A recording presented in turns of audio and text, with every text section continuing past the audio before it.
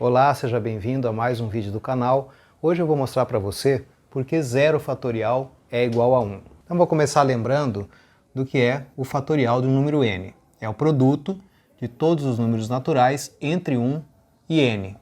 Então vai ficar assim.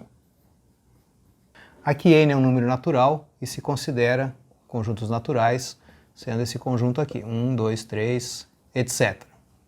Então, por exemplo, fatorial do número 4 é 4 vezes 3 vezes 2 vezes 1. Então observa que o fatorial do número n é um produto que começa em n e termina em 1.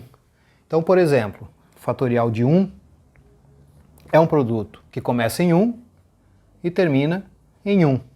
Vai ser igual a 1. Aqui é bem importante para o que a gente está querendo fazer, você perceber que nessa definição do fatorial não está incluído o caso n igual a 0. O produto começa em 1 e termina em n. Então você vai ver no vídeo de hoje por que o zero fatorial é definido como sendo igual a 1. Então o vídeo traz como principal objetivo duas mensagens para você. Primeiro, existe a necessidade de definir o zero fatorial. E segundo, existe a necessidade de que a definição seja essa. Por que eu digo isso? Porque algumas vezes é dito que é por mera convenção, tá? E você vai ver no vídeo de hoje que não, que é uma necessidade de definir o fatorial de zero e que essa definição seja dada dessa forma. Então essa necessidade ela vem da aplicação de fatorial a outras áreas da matemática. A área que eu vou focar hoje, onde aparecem muito os fatoriais, é na análise combinatória. Se você não lembra de análise combinatória, ou se você nunca estudou essa matéria, não se preocupa, não tem problema nenhum, que você vai precisar de bem pouca coisa sobre isso e eu vou falar rapidamente sobre análise combinatória agora, o suficiente para a gente entender por que zero fatorial é igual a 1. Ó, eu trouxe aqui para você esse enunciado. Seja X um conjunto com N elementos. Pergunta: quantos agrupamentos com P elementos é possível formar utilizando os elementos de X? Então, a análise combinatória trata de responder a essa pergunta. Se isso aqui ficou um pouco obscuro para você, um pouco abstrato, não se preocupa. Daqui a pouco eu vou trazer um exemplo concreto que tudo vai ficar mais claro. Aqui o que eu quero frisar com você é o seguinte, ó. Aqui eu menciono agrupamentos. Esses agrupamentos podem ser de dois tipos. Pode importar ou não importar a ordem dos elementos desses agrupamentos. Quando importa a ordem desses elementos, você tem o que se chama um problema de arranjo na análise combinatória. E aí a resposta para essa pergunta é dada pela seguinte fórmula. Vou colocar aqui R de resposta. A fórmula vai ser ANP, onde N é esse N aqui, é o número de elementos de X, e P é o número de elementos de cada agrupamento. Então a fórmula vai ser N fatorial sobre N menos P fatorial.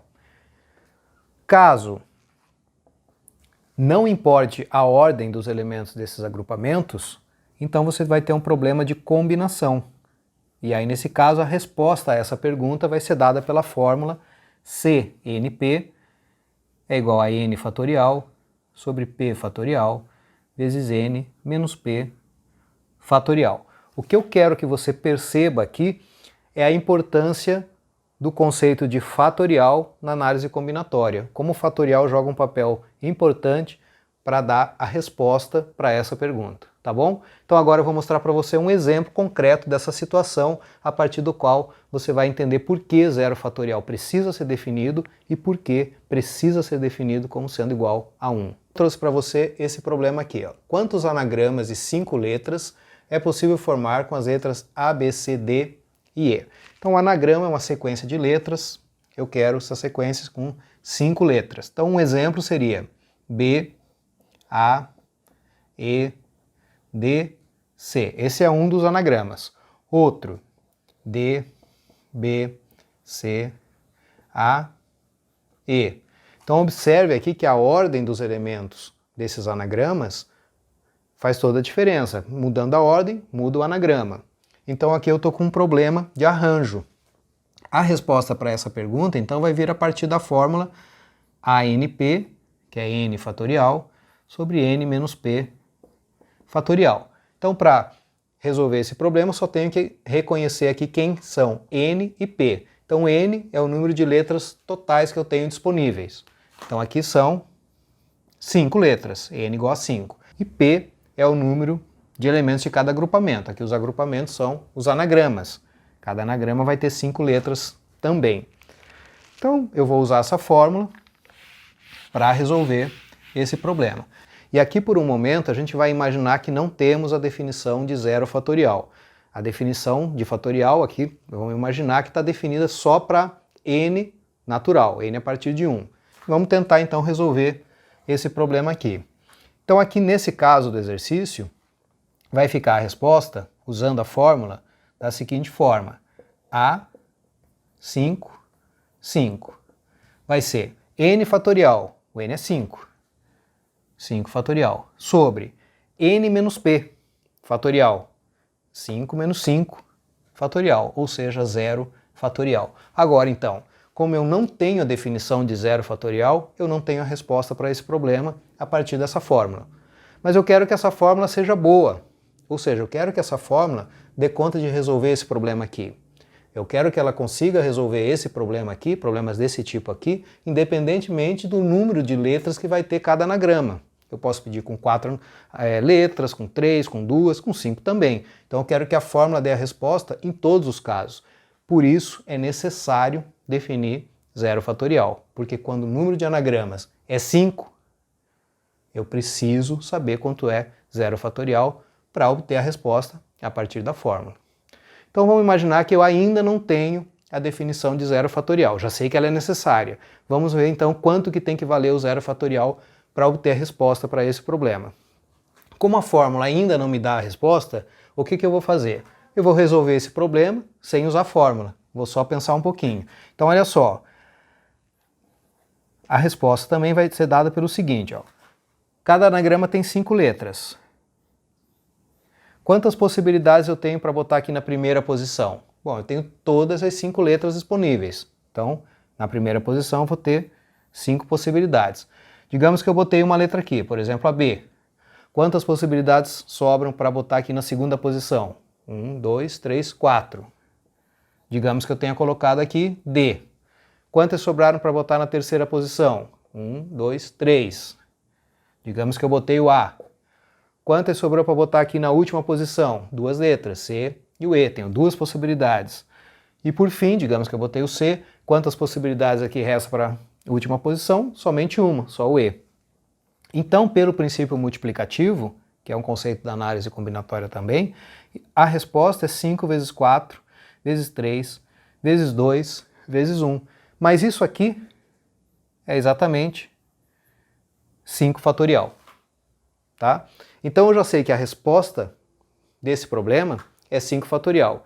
E sei que eu quero que essa fórmula consiga responder a esse problema. Ou seja, eu quero que 5 fatorial sobre 0 fatorial seja igual a 5 fatorial. Então eu vou escrever isso aqui. Já posso apagar aqui o problema. Então como eu quero que a fórmula resolva o problema, eu quero que isso aqui seja igual a isso. Eu quero que 5 fatorial sobre 0 fatorial seja igual a 5 fatorial. E para isso, eu preciso que 0 fatorial seja igual a 1. A única maneira dessa igualdade aqui ser verdadeira é que isso aqui aconteça, tá bom? Então aqui você tem a necessidade de definir o zero fatorial e a necessidade de que seja definido como sendo igual a 1. Tem vários outros exemplos de aplicação de fatorial que levam a essa conclusão. Eu não vou fazer eles aqui agora porque o vídeo ficaria muito longo. Eu só queria fazer uma observação para finalizar. Eu já vi muitos vídeos no YouTube tentando mostrar que zero fatorial é igual a 1, usando somente manipulações algébricas a partir da definição de fatorial de n. Eu vou fazer um vídeo futuramente, em breve, para mostrar que isso está errado, que não é por essas manipulações que você conclui que zero fatorial é igual a 1. A razão correta é essa que eu expus aqui para você. tá bom? Então espero que você tenha gostado, espero que o material trazido aqui no vídeo de hoje tenha sido útil para você. Um abraço e até o próximo vídeo.